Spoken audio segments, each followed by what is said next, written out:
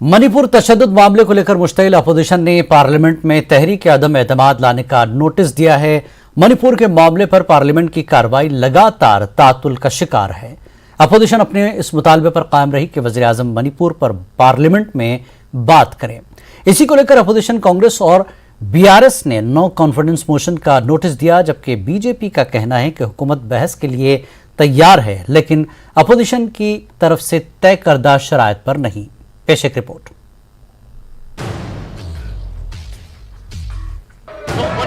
Let there be order in the house. क्यों आप इस पे बात करने के लिए तैयार नहीं है? कांग्रेस पार्टी ने नई तश्कीलशुदा इंडिया अपोजिशन इत्तेहाद के एक हिस्से के तौर पर रियासत तेलंगाना की भारत राष्ट्रीय समिति के साथ लोकसभा में नरेंद्र मोदी हुकूमत के खिलाफ दो अलग अलग तहरीक अदम एतमाद का नोटिस दिया है। ये इक़दाम मणिपुर में नस्ली झड़पों पर जारी पार्लिमानी ताअत्तुल के दरमियान सामने आया है, जिसमें हर रोज लोग हलाक, हजारों बेघर हो रहे हैं और नाकाबिले बयान हौलनाकियों का शिकार हैं। 3 माह के तशद्दुद के बाद भी इसे खत्म करने में हुकूमत की नाअहली 20 जुलाई को मानसून सेशन शुरू होने के बाद से पार्लियामेंट के दोनों ऐवानों में मुसलसल ताअत्तुल की एक अहम वजह है। हम चर्चा करने के लिए तैयार थे, मगर कोई विपक्ष पार्टी चर्चा के लिए तैयार नहीं है। इसीलिए फाइनली दे केम फॉरवर्ड, जो नो कॉन्फिडेंस मोशन लगाने के लिए आए हैं। हम कोई डरने वाले नहीं है, हम हर विषय पर जवाब देने के लिए तैयार है। हम कोई भागने वाला पार्टी नहीं है। इनको सदन चलाना नहीं है, ये बहाना है इनके लिए। मणिपुर इन्होंने सत्ता इतने साल थी, क्या किया ये हम बताएंगे, लेकिन अविश्वास प्रस्ताव आएगा तब जो भी चर्चा होगी। सदन चर्चा के लिए है, लेकिन ये चर्चा नहीं करना चाहते, लोकतंत्र के विरोधी है ये। गृह मंत्री खड़े होते हैं, मणिपुर पे चर्चा करना चाहते हैं, बैठो चर्चा हो, वो चर्चा ही करने से भाग जाते हैं। अभी वो नो कॉन्फिडेंस की बात कर रहे हैं। वैसे भी विपक्ष को तो कभी भी कॉन्फिडेंस नहीं था, उनको 2014 से ही कॉन्फिडेंस नहीं है, वो 2018 में भी लाए थे। ये सदन का टाइम बर्बाद करते हैं पूरी तरीके से। तो और इससे अविश्वास प्रस्ताव का दुनिया जानती है क्या मतलब है। हाँ, जब जनता तो पूछती नहीं उनको, तो यहाँ पर इस प्रकार के ड्रामे करते रहते हैं। और इसके अतिरिक्त तो ड्रामेबाजी के अतिरिक्त और कुछ भी नहीं। अपोजिशन जमातों की तरफ से अदम एतमाद की तहरीक नंबरों के इम्तिहान में नाकाम होने के इम्कान के बावजूद वो दलील दे रहे हैं कि वो बहस के दौरान मणिपुर के मामले पर हुकूमत को घेर कर अपनी जंग जीतेंगे। अपोजिशन का दावा है कि ये हिकमत अमली वज़ीर आज़म को पार्लियामेंट में अहम मामले को हल करने पर मजबूर करेगी। आज हम सदन के अंदर लड़ रहे हैं और हम बार बार प्रधानमंत्री मोदी जी को कहना चाहते हैं कि सदन के बाहर नहीं, सदन के अंदर आकर देश को संबोधित करें, क्योंकि ये बात सिर्फ अब मणिपुर की नहीं रह गई है, ये बात दूसरे प्रदेशों में फैल रही है। राष्ट्रीय सुरक्षा और देश की अखंडता के हित में प्रधानमंत्री मोदी जी को सदन के अंदर आकर अब देश को संबोधित करना चाहिए। मेरे ख्याल में बेस्ट है कि स्पीकर जल्दी तय करें कि ये नो कॉन्फ्रेंस मोशन के ऊपर चर्चा हो जाए।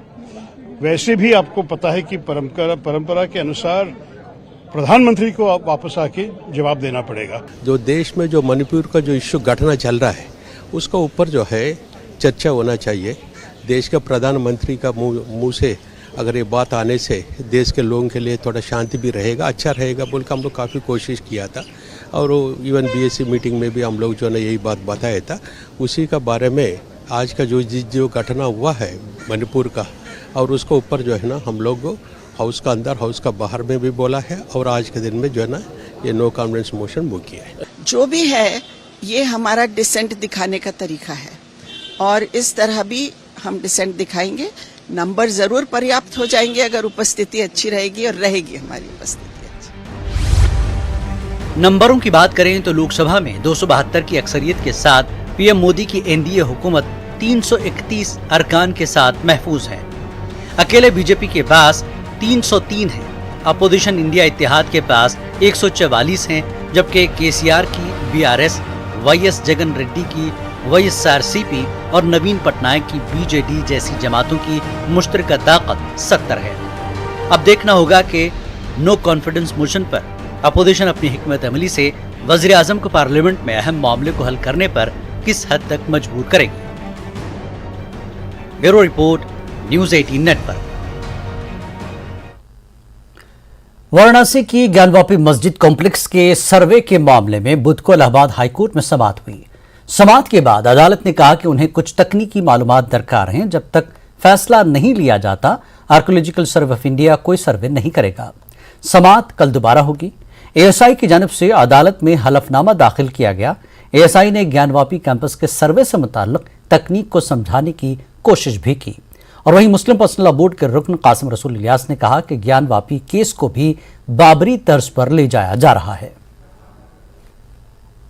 न्यायालय में मुकदमा चल रहा है, सर्वे की बात हुई है, सर्वे की रिपोर्ट के बाद जो डिसीजन आएगा आपके समक्ष रखा जाएगा। जांच टीम किस तरह से जांच करेगी, क्या कहा गया उसमें? जांच में पुरातत्ववेश और जितने फोरेंसिक जांचें की गई हैं, सारी जांच की रिपोर्ट के बाद ही डिसाइड होगा और जांच में जो आदेश होगा उसी प्रकार से निर्णित होगा जैसे राम जन्मभूमि बाबरी मस्जिद का हुआ था। 31 जुलाई तक के लिए रिपोर्ट के लिए कहा गया है कि 31 जुलाई तक सौंप दें। देखिए, मेरा मानना यह था कि सुप्रीम कोर्ट को पहले ही दिन इस तरह की तमाम कार्रवाइयों पे वर्शिप एक्ट के मुताबिक रोक लगा देनी चाहिए थी। वर्शिप एक्ट लाया ही गया था 91 में इस बुनियाद पर कि बाबरी मस्जिद आखिरी तनाज़ा है, इसके बाद कोई और नया डिस्प्यूट खड़ा नहीं होगा। अब अगर आप रोजाना एक डिस्प्यूट खड़ा करेंगे, और पूरे देश में ये हो रहा है इस वक्त में, सिर्फ वाराणसी में नहीं हो रहा है, सिर्फ मथुरा में नहीं हो रहा है, पूरे देश में इस तरह के विवाद खड़े किए जा रहे हैं, तो फिर वर्शिप एक्ट का मतलब क्या रहा? वज़ीर आज़म नरेंद्र मोदी ने बुध की शाम दिल्ली के प्रगति मैदान में बैनुल-अक़वामी नुमाइश कन्वेंशन सेंटर कॉम्प्लेक्स का इफ्तिताह किया। पीएम मोदी ने कहा कि भारत मंडपम मुल्क के लिए तोहफा है, क्योंकि हम आज़ादी के 75 साल मना रहे हैं। वहीं पीएमओ ने दावा किया कि यह दुनिया के सरकर्दा नुमाइश और कन्वेंशन कॉम्प्लेक्स में शामिल होगा।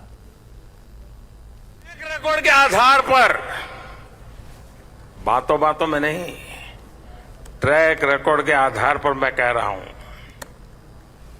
मैं देश को यह भी विश्वास दिलाऊंगा कि तीसरे टर्म में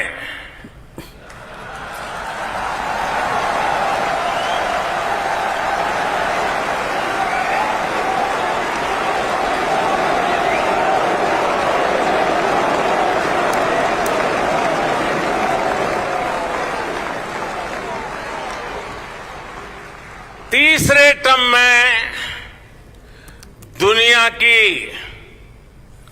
पहली 3 इकोनॉमीज में एक नाम भारत का होगा।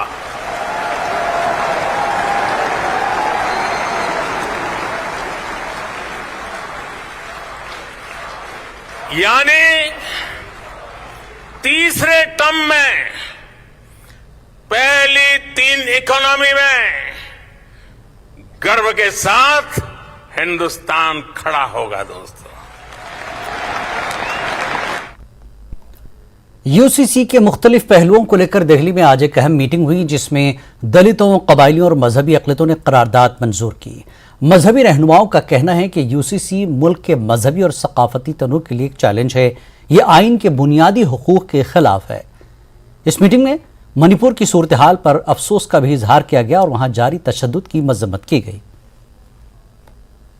सभी ने एक मत होकर एक मता पास किया है कि हमने सरकार को एक मैसेज दिया है आज कि आप हमारे कस्टमरी लॉज में, हमारे रिलीजियस प्रैक्टिसेस में इंटरफियर मत करो। वो आप यूसीसी के माध्यम से हो या किसी और माध्यम से हो। जीना है, शादी है, मरना है, अडॉप्शन है, सक्सेशन है, मैं तुम्हारे से पूछ के करूंगा? मैं सरकार के हिसाब से करूंगा? हमको अपने हिसाब से करने दो ना। हम तो कहेंगे कि जो पहले लॉ कमीशन ने जो कहा था उसको उसने आपको क्या ठंडे बिस्तर में रख दिया है? क्या पुराने वाले लॉ कमीशन के जो कमेंट्स थे वो आपके लिए काफी नहीं थे?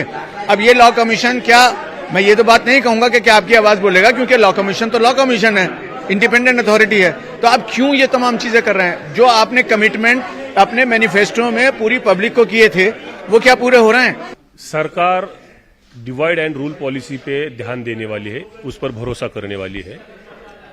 विभाजन की राजनीति से उभरे हुए लोग क्या सच में यूनिटी लाने की कोशिश कर सकते हैं? क्या उनका मकसद यूनिटी हो सकता है? तो उसका स्पष्ट उत्तर है नहीं। सरकार की मनीषा, सरकार का इरादा सिर्फ अल्पसंख्यकों को डराना है, और हम अल्पसंख्यकों को कैसे डराते हैं ये बताकर बहुसंख्यक समुदाय से वोट हासिल करना है। क्यों डराएगी सरकार? देखिए इस वोट के चक्कर में वो कानून के साथ खिलवाड़ कर रहे हैं, संविधान के साथ खिलवाड़ कर रहे हैं, उसको हम सब लोग विरोध कर रहे हैं। जनरल इनिशिएटिव था सब कम्युनिटीज का, इसलिए कि ये जो बात कही जाती है कि यूनिफॉर्म सिविल कोड मुसलमानों का मुद्दा है, ये बिल्कुल गलत बात है ना। आज तो आपने देख लिया, सिखों ने भी कहा हमारे लिए एक्सेप्टेबल नहीं है, ईसाइयों ने भी कहा हमारे लिए एक्सेप्टेबल नहीं है, बुद्धिस्ट ने भी कहा हमारे लिए एक्सेप्टेबल नहीं, दलितों ने भी कहा और ट्राइबल्स ने भी कहा। तो इससे बड़ी बात क्या होना चाहिए कि इस मुल्क की एक बड़ी आबादी ये कह रही कि हमारी यूनिफॉर्म सिविल कोड एक्सेप्टेबल नहीं है। और ये जो बात आप कहते हैं कि ड्राफ्ट नहीं आया, हम तो ड्राफ्ट के खिलाफ है। ड्राफ्ट की क्या जरूरत है? देखिए हमारे मुल्क की सबसे बड़ी विशेषता ये है कि इसमें तनव्वुर है, इसमें डाइवर्सिटी है, और हम ये कहते हैं दुनिया के सामने कि यूनिटी इन डाइवर्सिटी का एक बड़ा अच्छा उदाहरण है हमारा देश। आप ये मल्टी रिलीजियस कंट्री है, ये मल्टी लिंग्विस्टिक कंट्री है, मल्टी कल्चरल कंट्री है, उसको आप खत्म करके एक हिंदी हिंदुस्तान के नारे के तहत क्यों? यहां रुकेंगे छोटे से ब्रेक के लिए, ब्रेक के बाद फिर लौटते हैं।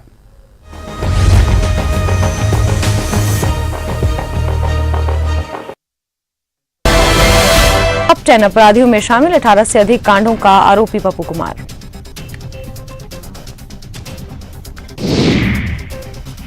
बेगूसराय के बछवाड़ा थाना इलाके में एक व्यक्ति की मौत, रानी गांव में सड़क हादसे में गई जान।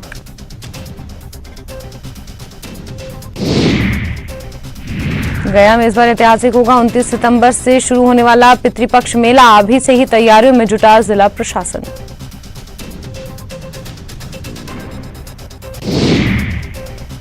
खूंटी में बेकाबू हाईवा ट्रक ने ऑटो को रौंदा, हादसे में 4 यात्रियों की दर्दनाक मौत।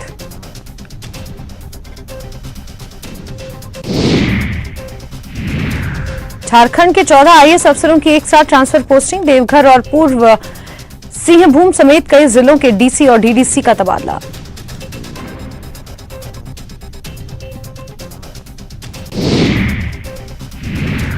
झारखंड कैबिनेट ने 5 बीजेपी नेताओं पर पी दर्ज करने को दी हरी झंडी, कैबिनेट के फैसले पर गरमाई राजनीति।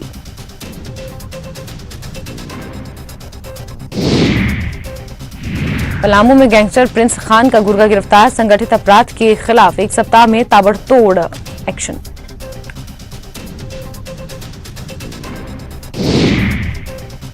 रांची के रिम्स में 1 सप्ताह से ठप है 3 बैच के छात्रों की पढ़ाई, विवाद का खामियाजा भुगत रहे 920 मेडिकल छात्र।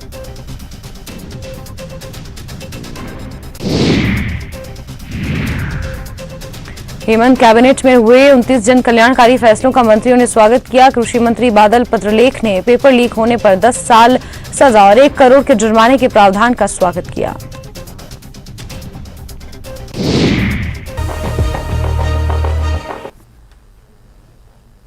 देश प्रदेश में एक बार फिर आपका खैर मकदम है। जम्मू के मुख्तलिफ इलाकों में गड़े हादसात का बायस बन गए हैं। इसके अलावा मरकजी चौक और गांधीनगर जैसे पौष इलाकों में भी गढ़े अक्सर हादसात का सबब बन रहे हैं। गढ़ों की वजह से आज एक लूट कर उलट गया और यह हादसा करीबी दुकान पर लगे सीसीटीवी कैमरे में रिकॉर्ड हुआ।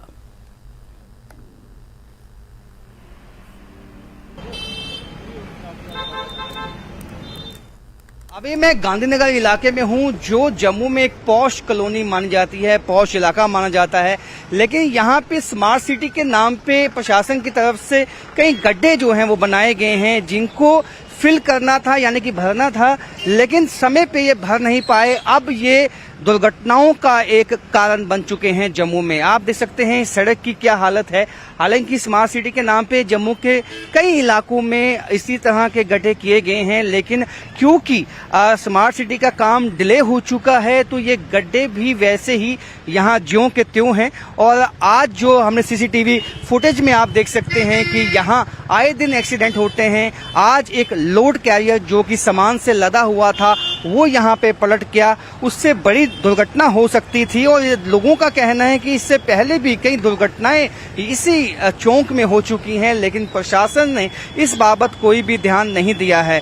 उनका कहना है कि प्रशासन कोई बड़ी दुर्घटना का इंतजार में है, तभी कोई कार्रवाई यहाँ पे होगी, क्योंकि कई दफा इनकी तरफ से, लोगों की तरफ से प्रशासन को कहा गया है कि स्मार्ट सिटी का काम जल्द कंप्लीट किया जाए, ताकि जो लोकल लोग हैं उनको जो परेशानियां आ रही हैं वो ना आए। और सीसीटीवी फुटेज में भी आप देख सकते हैं कि ये लोड कैरियर एक इस साइड से आ रहा था और इस साइड से जब ये यहाँ टर्न लेने लगा अपने लेफ्ट हैंड साइड, तो इसी गड्ढों की वजह से वो पलट चुका था। हालांकि जो स्थानीय लोग थे उन्होंने समय पे उसको बचाया और उसको हालांकि गंभीर चोटें नहीं आई हैं, लेकिन ये कहीं न कहीं एक दस्तक है कि अगर प्रशासन ने समय रहते कदम नहीं उठाया तो कोई भी बड़ी दुर्घटना किसी भी वक्त इस चौक में हो सकती है।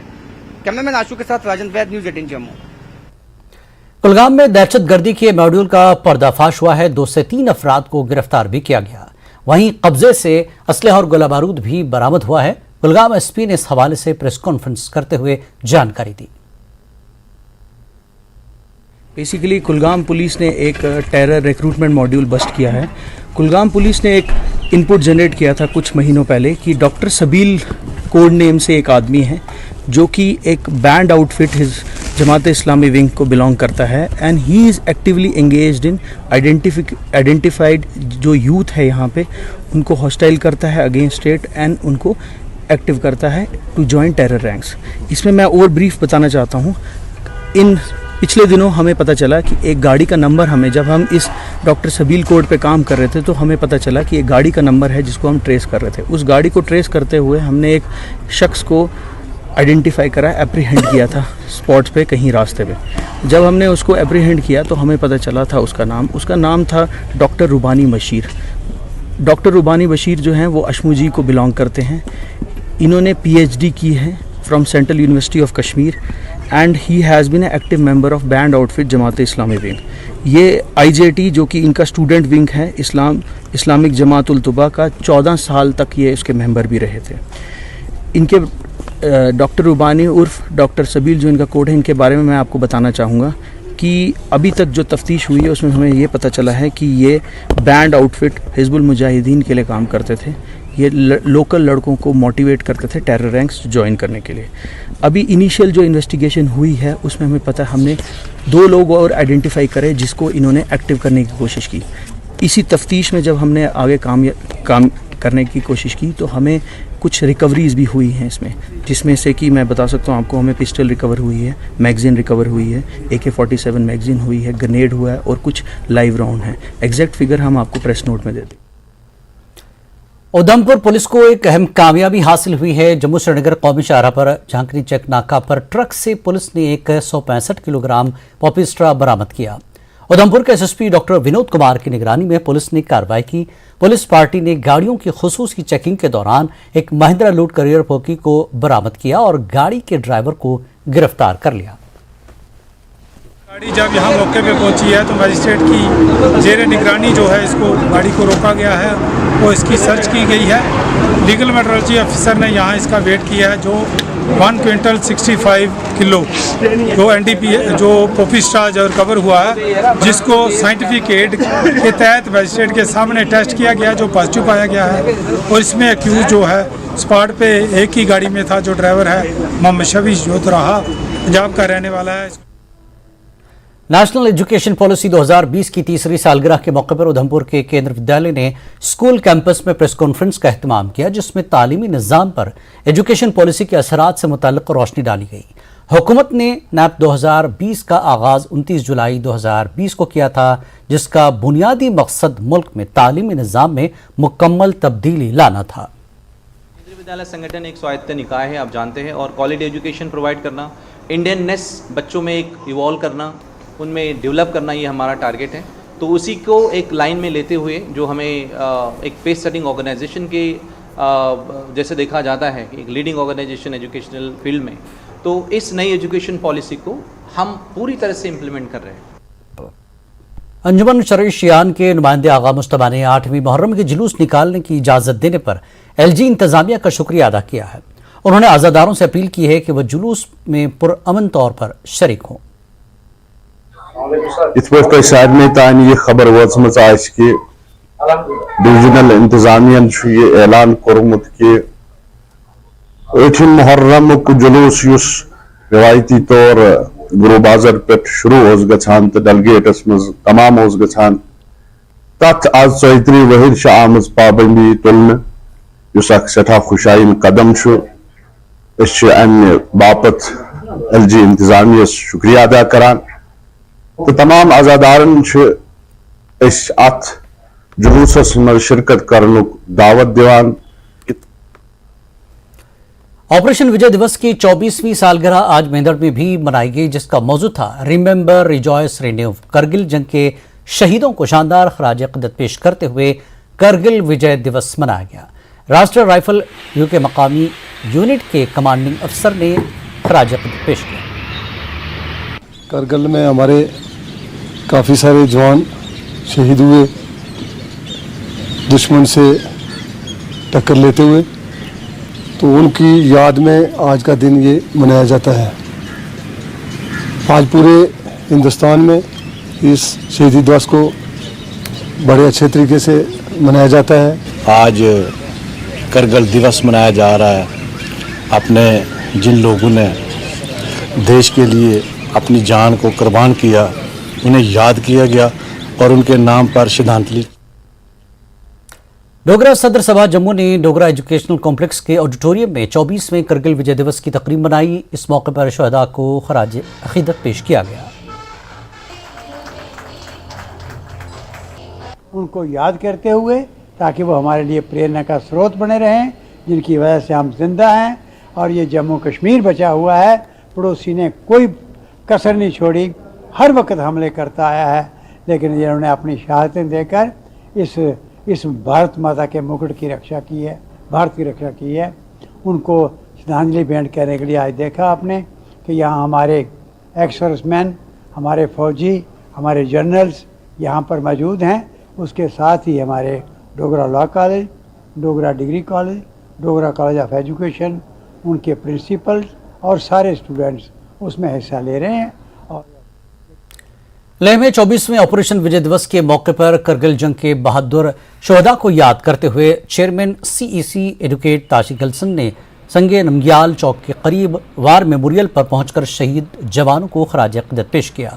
CEC गलसन ने कहा कि करगिल जंग के बहादुर सिपाहियों की बहादुरी और बेलौस कुर्बानियों और उनके खानदानों की शिराकत और कुर्बानियों को हमेशा याद किया जाना चाहिए और सबको फख्र और एजाज के साथ याद रखना चाहिए।